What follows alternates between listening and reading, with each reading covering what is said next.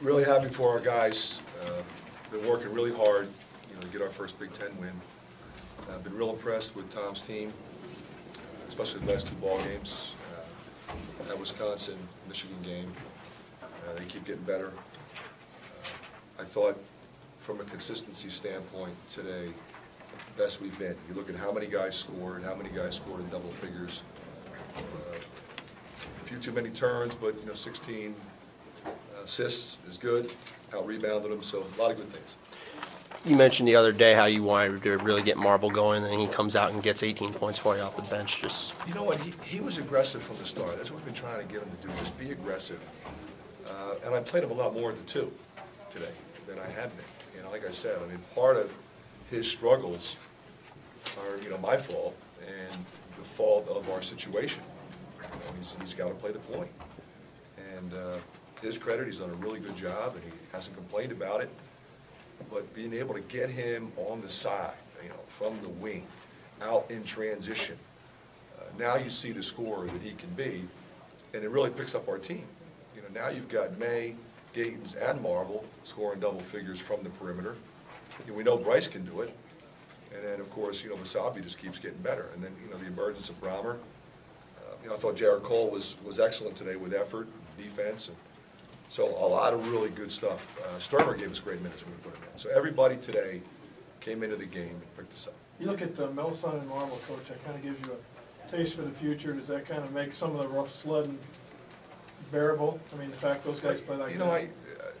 I think, you throw McCabe in there, he's a terrific freshman, and Eric May's only a sophomore, so we've got some pieces that I'm really excited about. We got 2 good ones coming in, so little by little we'll put it together and we'll get it done. It was nice to see May run at full speed. I don't think there's any question that his struggles of late were a direct reflection of his injury, and he got a little rusty, and I just keep sticking with him because he's too good. He's a great kid. He's had phenomenal practices, and you see what he can do on the open floor, and you see what it does to his confidence level with the other parts of his game, and it's fun to watch. I'm happy for him. Eric, he had the back-to-back dunks there. It really seemed after that point your team kind of maybe relaxed a little and just got down to the business at hand. We had a stretch after that where we were kind of trading. You'd like to see us, but once we got up to 20, Bryce hit the big 3 to put us up 20, and you sort of felt like, okay, I think we're in good shape. There's still a fair amount of time. Nice to get a few more stops, but and then the scrambling at the end, we turned it over a few too many times, but got the 2 long passes and made the free throws. This is your first Big Ten win. How does it feel? Feels great. We're just going to keep plugging. How important is the payoff finally? These kids have been working hard. You've been working hard. Yeah, it's more important for them.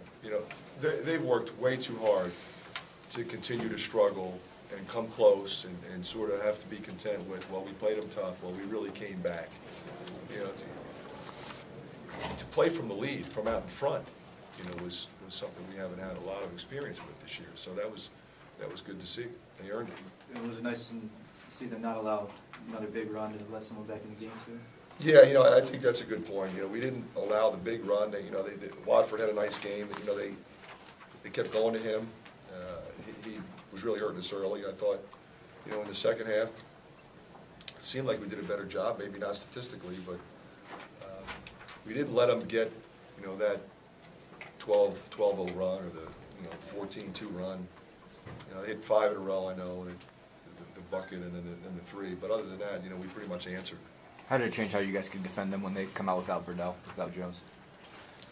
Well, he gives them another scorer, but they got a pretty good backup at Rivers. What you see in practice this week from Devin that made it look like a game like this might be imminent? Anything like that? No, I think with him, he's never gotten down on himself, even though he's been struggling. I know he's struggling. He knows he's struggling. We just keep plugging, and he keeps working. He believes in himself. He's always been a scorer, and you just knew a game like this was coming, and now I think he'll settle down and have more opportunities to do exactly what he did today. Coach, can you talk about Basabi's performance? He had 20 points, 10 boards, but seemed kind of quiet. Yeah, you know, he just sort of was a workman-like double-double.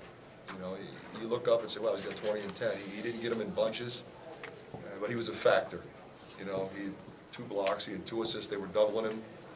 You know, he hasn't had a lot of assists. He had a few too many turns, but to see him turn and face and read the double team and make 2 assists early, I think really impacted their ability to keep doubling. A lot of it was Devin, but the bench in general seemed to contribute more today than they have in Yeah, the past few games. you know, we have, you know, I look at it like this. We've got Marble who can score, we've got McCabe who can score, we've got Brahmer who can score, Sturmer can score. And, you know, there have been some games where that hasn't been the case, you know, partly because I stick with my starters a little bit longer maybe. But to be able to get them the minutes and keep everybody rested with the quality play we're getting, you know, is evident in our 91 points we scored. You guys were able to get, I think, 7 and 1. So just what did it say for you guys to be able to get the ball down low, draw contact, and score? Well, I think, you know, we've been working on that a lot lately. You know, I think we have players that are capable of doing that. And in this league, you got to do it. You know, you're going to have to play through contact. There's too many big, strong, physical athletes. And, you know, do it without thinking about it. Just go ahead and play through it. What's this win going to do for the confidence of your team, but more specifically the younger players on it? Well, the fact that the younger players were such an integral part, I think will help them. The fact that so many people were involved in the win, I think will help us collectively. And, you know, it's just, like I always say, you know, you can't get too high or too low.